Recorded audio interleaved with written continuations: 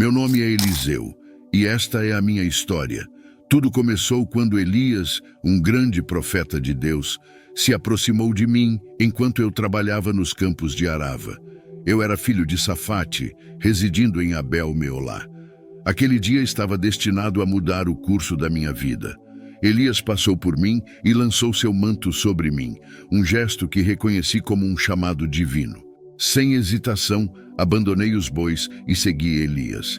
Permita-me beijar meu pai e minha mãe, e então te seguirei, eu disse a ele.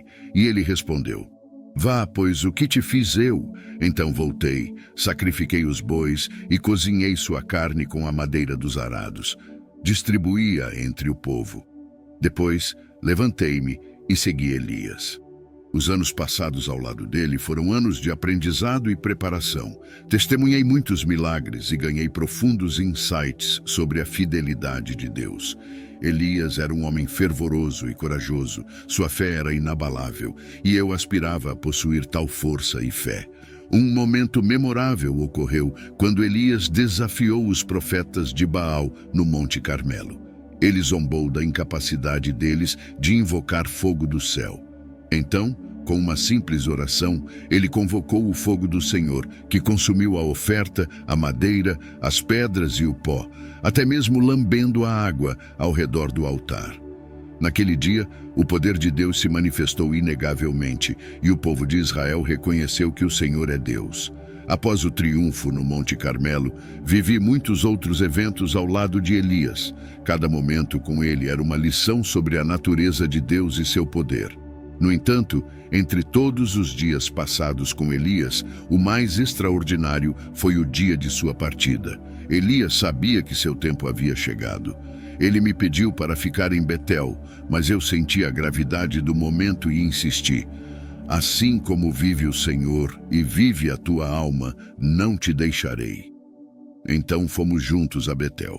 Lá, os filhos dos profetas me advertiram sobre o que aconteceria com meu mestre.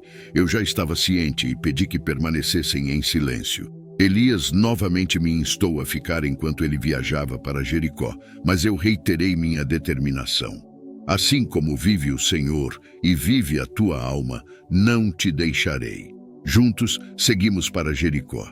Mais uma vez, os filhos dos profetas me advertiram, e mais uma vez eu solicitei silêncio.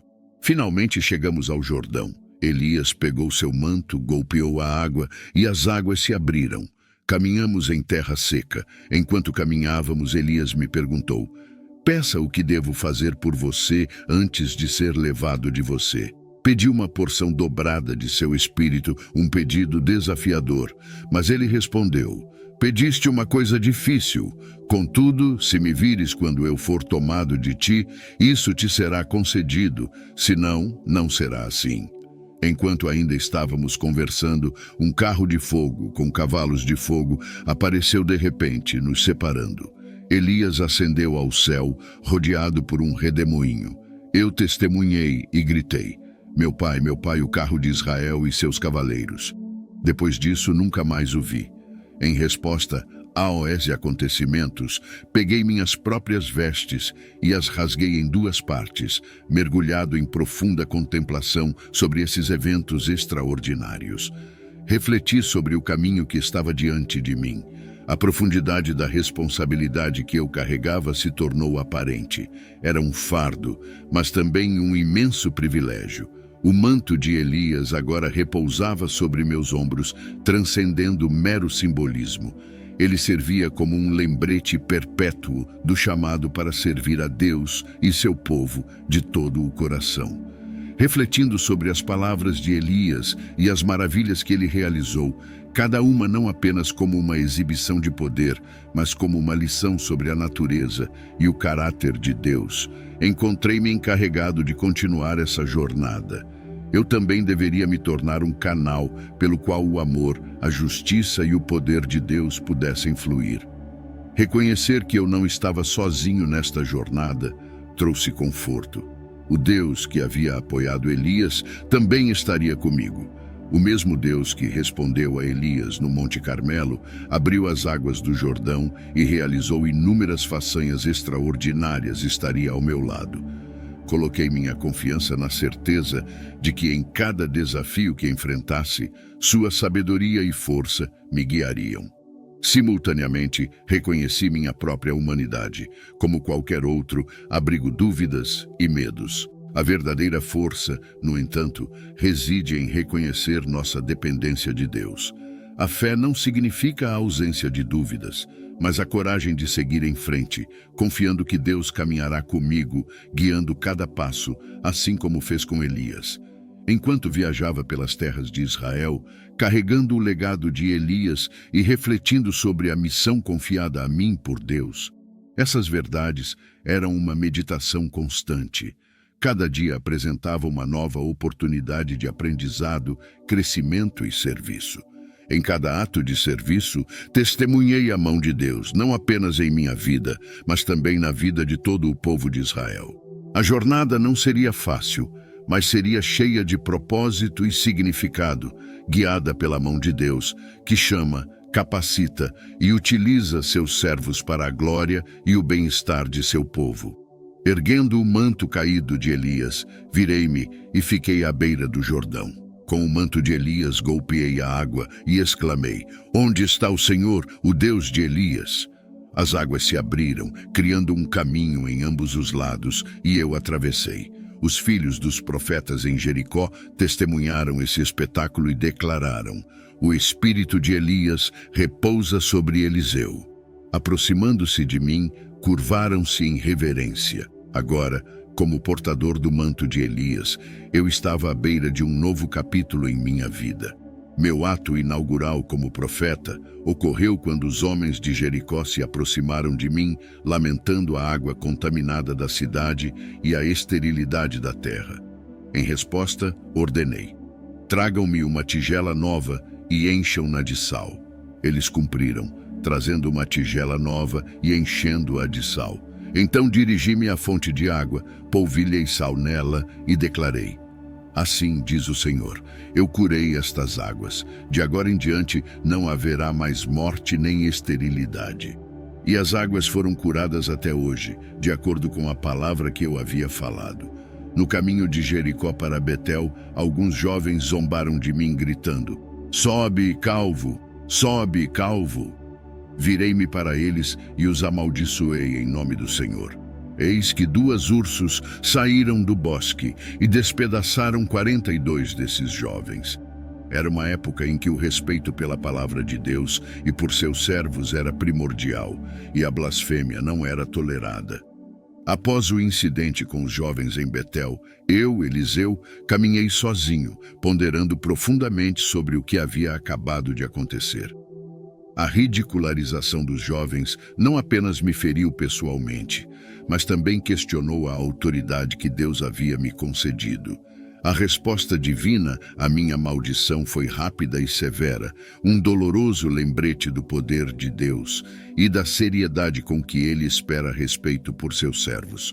No entanto, em meu coração, questionei se havia agido precipitadamente ao amaldiçoar esses jovens. Minha reação foi motivada por orgulho ferido ou por uma preocupação genuína com a honra de Deus? Essas perguntas ecoaram em minha mente, misturando-se com a tristeza pelos jovens e suas famílias. Sabia que a responsabilidade de um profeta não é apenas ser um instrumento de julgamento, mas também de misericórdia e compreensão. Refleti sobre a natureza do ministério, frequentemente colocando-nos em situações de grande tensão emocional e espiritual. A linha entre defender a santidade de Deus e ter compaixão por aqueles que ainda estão aprendendo a caminhar em seus caminhos é delicada e complexa. Perguntei-me se poderia haver outra maneira de lidar com a situação, uma maneira que ensinasse a mesma lição, mas com menos sofrimento. O caminho do profeta é um de constante aprendizado e humildade. Entendi que, apesar do meu papel como ferramenta nas mãos de Deus, eu ainda era humano, falível e limitado. Essa realização trouxe um senso de humildade e a necessidade constante de buscar a orientação de Deus em cada passo, cada palavra e cada ação. Enquanto continuei minha jornada, carreguei essa reflexão comigo, um lembrete da necessidade de sempre buscar sabedoria e direção de Deus em meu serviço. Cada interação, cada encontro era uma oportunidade de representar Deus de maneira fiel e autêntica, equilibrando justiça com misericórdia e poder com amor. Após esse incidente, subi ao Monte Carmelo e depois voltei a Samaria. Em Samaria, minha jornada continuou com muitos sinais e maravilhas. Recordo um evento notável com uma mulher de Sunem. Ela era uma mulher extraordinária que insistia para que eu jantasse em sua casa sempre que passava por lá. Ela até construiu um pequeno quarto no telhado para que eu descansasse. Em gratidão, perguntei o que poderia fazer por ela. Apesar de sua hesitação em pedir qualquer coisa, meu servo notou que a mulher não tinha filhos e seu marido era velho. Então eu a chamei e disse: "Neste mesmo tempo, no próximo ano, você terá um filho em seus braços." Inicialmente ela não acreditou em minhas palavras. No entanto, conforme eu havia dito, ela concebeu e deu à luz um filho no tempo determinado. A história da Sunamita, o filho da mulher, ocupa um lugar especial em meu coração. Anos após seu nascimento, o jovem foi ao campo para encontrar seu pai, um dos trabalhadores da colheita. De repente, ele reclamou de uma dor de cabeça e foi levado para sua mãe. Ao meio-dia, em seus braços, ele deu seu último suspiro. Impulsionada por uma fé inabalável, a mulher não hesitou. Colocou o menino no meu quarto e fechou a porta. Em seguida, subiu ao Monte Carmelo para me procurar. Quando se aproximava, enviei Geazi para perguntar sobre seu bem-estar, o de seu marido e o do menino. Ela respondeu que estava tudo bem, mas continuou sua jornada até se ajoelhar diante de mim, carregada de preocupações. Quando me contou o incidente, enviei Geazi com meu cajado para colocá-lo sobre o rosto do menino, mas a mãe insistiu para que eu fosse pessoalmente. Entrando na casa, vi o menino sem vida deitado em minha cama. Fechei a porta atrás de mim e orei ao Senhor. Então deitei-me sobre o menino, boca a boca, olhos nos olhos, mãos nas mãos. Enquanto permanecia sobre ele, seu corpo começou a se aquecer. Levantei-me, caminhei pela casa e deitei-me sobre ele novamente. O menino espirrou 7 vezes e abriu os olhos. Chamei Geazi e ordenei que convocasse a Sunamita. Quando ela chegou, disse: "Pegue seu filho." Ela veio, caiu aos meus pés, curvou-se até o chão, pegou seu filho e saiu. Tendo restaurado a vida do filho da Sunamita pelo poder de Deus, retirei-me para um canto da casa, imerso em profunda contemplação. A magnitude do milagre que acabara de ocorrer me sobrecarregou. A vida, esse presente precioso e misterioso, havia sido recuperada nas mãos de um servo de Deus. Refleti sobre o poder que fluía através de mim, um poder que não era meu, mas emprestado de Deus para cumprir seus propósitos. Pensei na natureza da vida e da morte e no imenso amor e misericórdia de Deus. A restauração da vida do menino não era apenas um testemunho do poder de Deus, mas também de seu profundo cuidado por cada um de seus filhos. O milagre que acabara de ocorrer era um sinal da presença e providência de Deus, mesmo nas circunstâncias mais desoladoras. Também contemplei a fé da Sunamita, sua determinação em buscar ajuda e sua recusa em aceitar a morte de seu filho como final falavam volumes sobre a verdadeira natureza da fé. Ela não buscava certezas, mas agia na convicção de que Deus poderia intervir. Sua fé serviu como um poderoso lembrete de que, mesmo como profeta, minha confiança deve sempre repousar na fidelidade e no poder de Deus, não em minhas próprias habilidades. Finalmente, refleti sobre o mistério da vontade divina. Por que alguns são curados enquanto outros não? Por que alguns milagres ocorrem e outros não? Essas perguntas frequentemente permanecem enigmáticas e fazem parte do plano insondável de Deus. Nos recônditos de minha mente, essas perguntas permaneciam sem resposta. Contudo, eu sabia que minha tarefa não era compreender todos os caminhos de Deus, mas confiar neles e servir fielmente, independentemente do resultado. Com essas considerações em mente, continuei minha jornada, ciente da responsabilidade e privilégio de ser um servo de Deus, um canal de sua graça e poder em um mundo quebrado e necessitado. Outro momento significativo em meu ministério ocorreu quando a viúva de um dos filhos dos profetas me procurou. Ela estava em desespero, pois seu marido havia falecido, deixando-a em dívidas. O credor estava prestes a levar seus 2 filhos como escravos para saldar as dívidas. Ela implorou por minha ajuda e perguntei o que ela tinha em casa. Tua serva não tem nada em casa, exceto uma jarra de azeite, respondeu ela. Ao ouvir isso, instruí a viúva a pegar emprestadas muitas vasilhas vazias de seus vizinhos. Não poucas, enfatizei. Quando ela trouxe as vasilhas, disse-lhe para fechar a porta atrás dela e de seus filhos e derramar o azeite nas vasilhas. Milagrosamente, o azeite continuou a fluir até que todas as vasilhas estivessem cheias. Quando ela me informou que todas as vasilhas estavam cheias e o azeite havia parado de fluir, instruí-a. Vai, vende o azeite e paga a tua dívida, e tu e teus filhos vivem do resto. Quando a viúva partiu com suas vasilhas cheias de azeite, um profundo senso de reflexão me envolveu. Pensei em como Deus havia provido de maneira tão notável para essa mulher e seus filhos. O milagre do azeite não era apenas uma demonstração de poder divino, mas também uma lição sobre fé, providência e a importância de agir conforme a orientação divina. Refleti sobre as palavras que havia dito à viúva. Não poucas vasilhas. Essas palavras falavam de uma antecipação de abundância, uma crença na generosidade de Deus. Serviu como um lembrete para mim e para todos que ouvirem essa história de que quando Deus age, Ele o faz de forma plena e completa. Deus não está limitado pelas nossas noções de possibilidade. Ele é o Deus da abundância.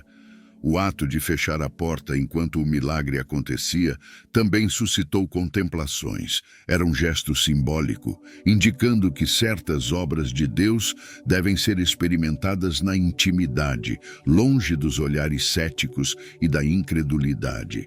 Foi uma lição sobre o valor do silêncio e da confiança em Deus, mesmo quando outros podem não ver ou entender o que Ele está fazendo. Além disso, refleti sobre a responsabilidade que vem ao receber um milagre. A viúva não apenas recebeu o azeite, mas também instruções sobre o que fazer a seguir. Isso me lembrou que os milagres de Deus não são apenas para nos resgatar de situações difíceis, mas também para nos guiar sobre como viver e prosperar após a intervenção divina. Deus se preocupa não apenas com nossas necessidades imediatas, mas também com os caminhos que trilhamos após nossas orações serem atendidas. No curso da minha jornada como profeta, maravilhei-me com a maneira como Deus escolheu empregar seus servos. Considerei-me meramente um canal, um vaso através do qual Deus estendeu sua mão para ajudar uma viúva desesperada. Esse ato aprofundou em mim um senso de humildade e gratidão por ser usado por Deus para abençoar outros. Um lembrete constante de que todo o poder e todo dom bom vem dele. Durante um período de fome, encontrei-me em Gilgal com os filhos dos profetas. Enquanto estávamos sentados lá, instruí meu servo: ponha a panela grande e faça um guisado para os filhos dos profetas. Um deles foi ao campo para colher ervas e encontrou uma videira selvagem, da qual colheu abóboras selvagens, sem saber de sua toxicidade. Ele encheu seu manto com elas e as cortou na panela de guisado. Enquanto comiam, exclamaram: "Homem de Deus, a morte na panela!" E não puderam consumir a refeição. Então ordenei: "Tragam farinha." E ao lançá-la na panela, declarei: "Sirvam ao povo para que comam." E não houve nenhum mal na panela.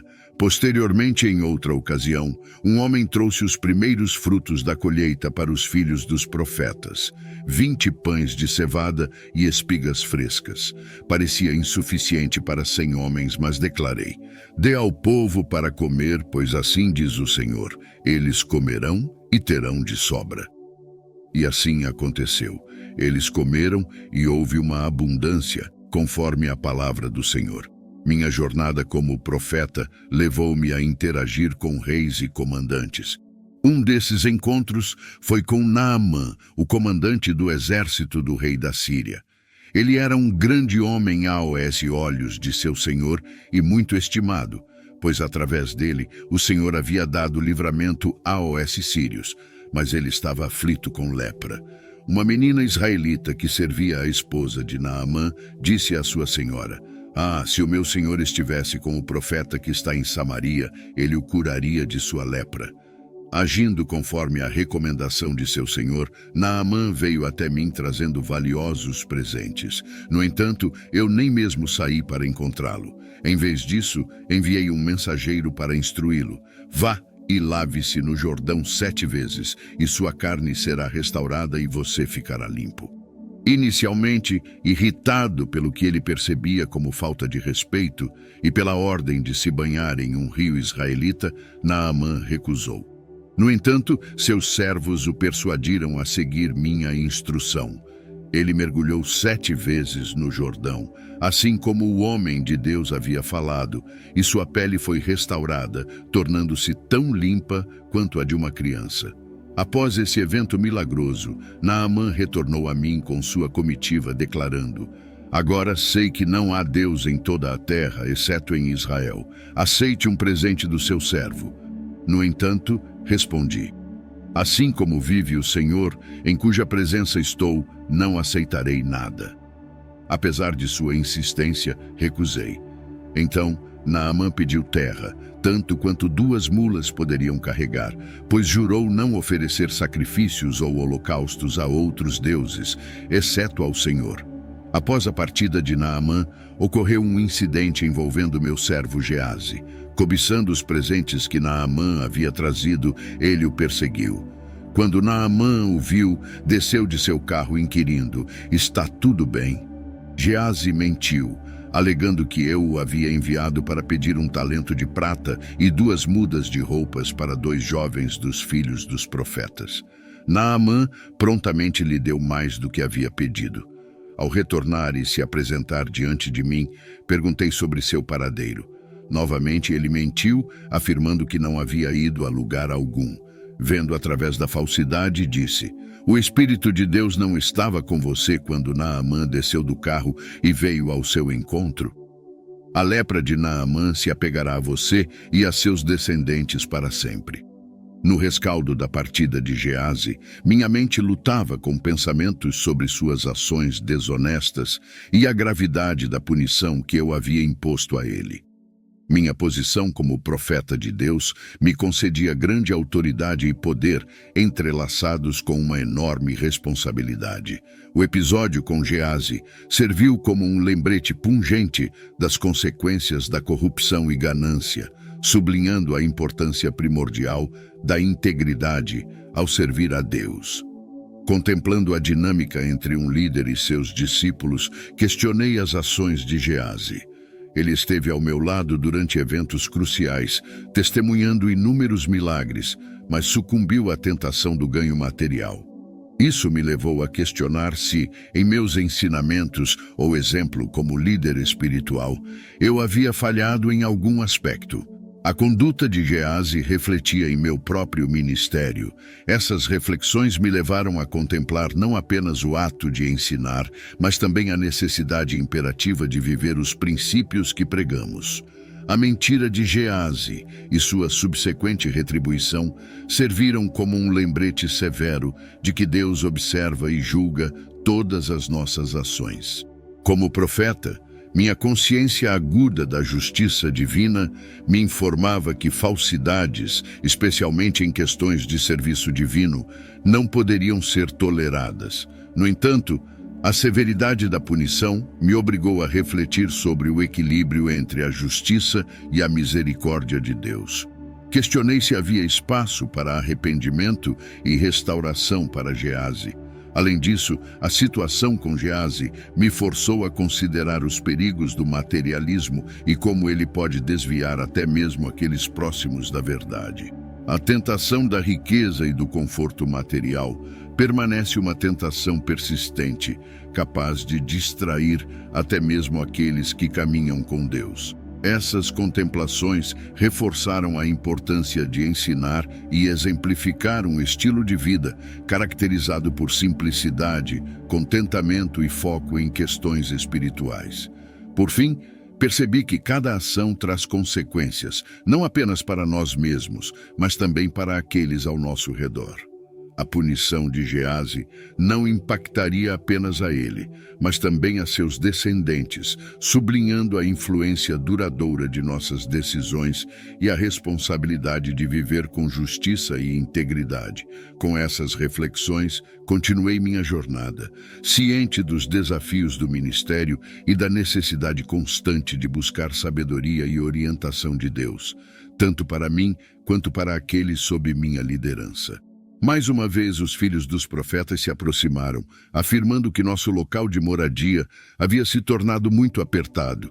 Eles propuseram uma viagem ao Jordão, onde poderíamos cortar madeira e construir uma morada maior. Concordei, juntando-me a eles na empreitada. Durante a expedição de corte de madeira, ocorreu um acidente. A cabeça de ferro de um machado caiu na água. O profeta aflito exclamou: "Ai, meu senhor, era emprestado." Perguntei onde havia caído e ele me mostrou o local.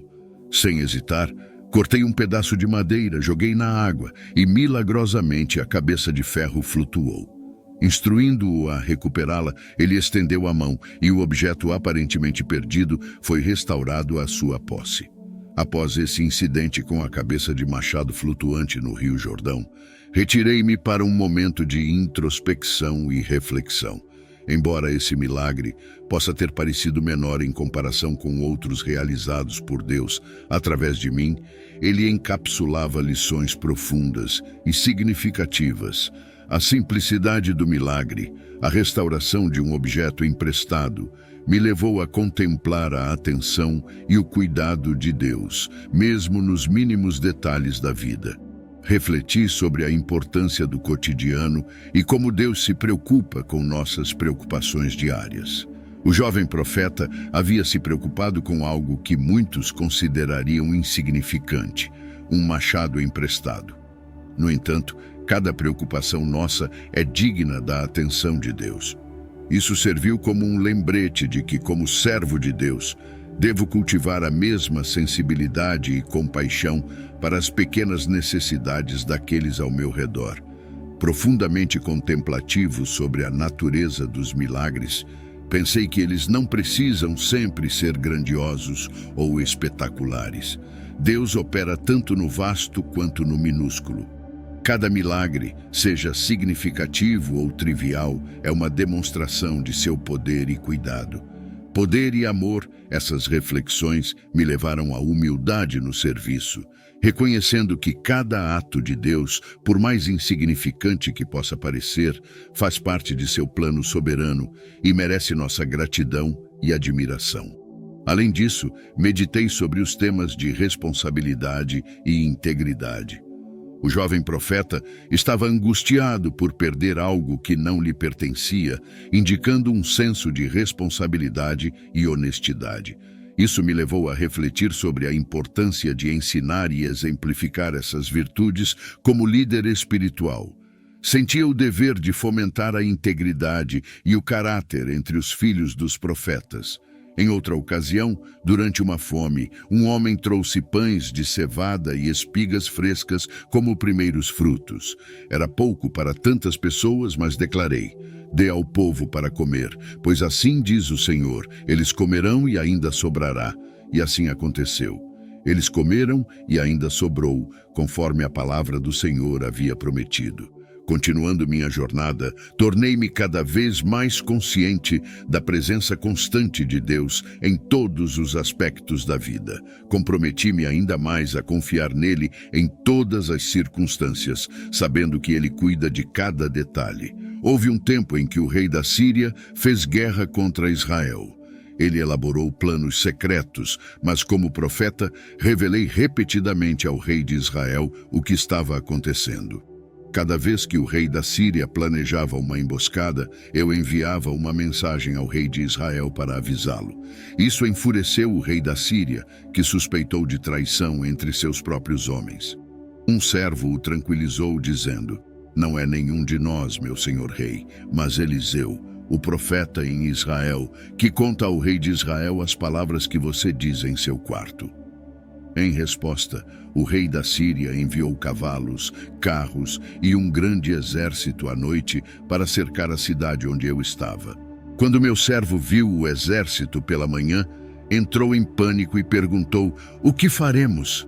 Respondi: "Não tenha medo, pois aqueles que estão conosco são mais numerosos do que os que estão com eles." Então orei ao Senhor, dizendo: "Senhor, abre os olhos dele para que veja." O Senhor abriu os olhos do meu servo, e ele viu que o monte estava cheio de cavalos e carros de fogo ao nosso redor. Os sírios desceram contra mim, e orei: "Senhor, fere este povo com cegueira." O Senhor atendeu minha oração, e os sírios ficaram cegos, conforme eu havia pedido. Disse-lhes: "Não é este o caminho, nem é esta a cidade. Sigam-me, e eu os levarei ao homem que vocês procuram." Levei-os a Samaria, e quando abriram os olhos, perceberam que estavam no meio de Samaria. O rei de Israel, ao vê-los, perguntou se deveria matá-los.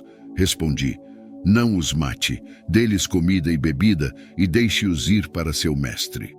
Um grande banquete foi preparado para eles, e após comerem e beberem, o rei de Israel os libertou.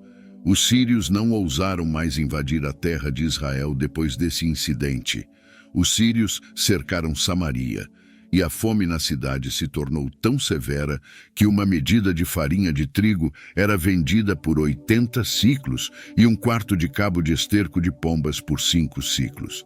Enquanto o rei de Israel caminhava ao longo do muro, uma mulher gritou por ajuda, contando uma história angustiante de desespero e canibalismo que abalou o rei. Ele me culpou pela catástrofe, jurando tirar minha cabeça, e enviou um mensageiro para executar seu julgamento. Disse aos anciãos que estavam comigo: "Vejam como o filho de Acabe envia um homem para me decapitar."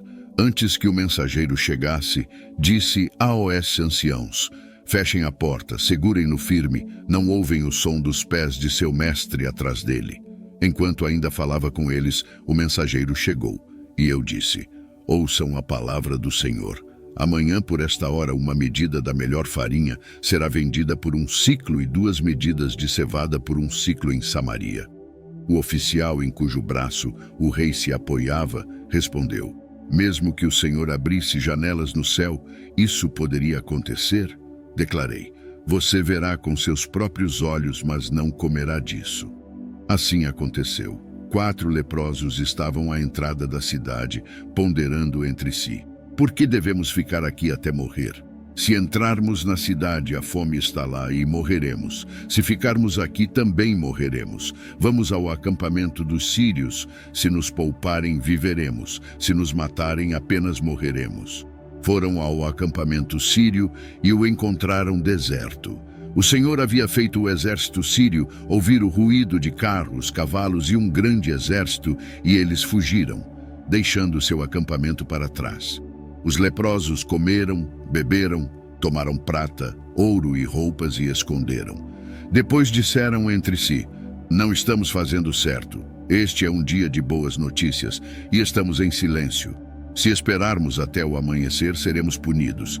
Vamos contar à casa do rei." Foram aos portões da cidade e relataram: "Fomos ao acampamento sírio e não havia ninguém lá, nenhum som humano, apenas cavalos e jumentos amarrados e as tendas intactas." Os portões da cidade se abriram e a notícia foi proclamada na casa do rei. O povo saiu e saqueou o acampamento sírio. Assim, uma medida de farinha fina foi vendida por 1 siclo e 2 medidas de cevada por 1 siclo, conforme o Senhor havia falado. O rei havia designado o oficial em cujo braço ele se apoiava para guardar o portão, mas o povo o atropelou no portão e ele morreu, como o homem de Deus havia predito. Quando o rei desceu até ele, a realização da palavra do Senhor trouxe alívio e alegria, mas também uma gravidade sobre a natureza da justiça divina. O destino do oficial que duvidou da palavra de Deus foi um lembrete da seriedade com que Deus vê a descrença e o escárnio. Refletiu o poder das palavras faladas em nome de Deus. Como profeta, era um mensageiro de suas verdades. E cada uma de minhas palavras carregava o peso da autoridade divina. A morte do oficial serviu como um lembrete sóbrio de que as declarações proféticas não são meras especulações ou desejos, mas declarações do que Deus certamente fará. Isso reforçou em mim a responsabilidade de falar apenas o que Deus havia ordenado, sem adicionar ou subtrair nada. A morte do oficial que duvidou da palavra do Senhor não foi apenas uma punição, mas também uma demonstração de que Deus é fiel para cumprir sua palavra. Lembrou-me de que, embora Deus seja infinitamente misericordioso, Ele também é justo, e suas promessas de bênção e julgamento são sempre cumpridas.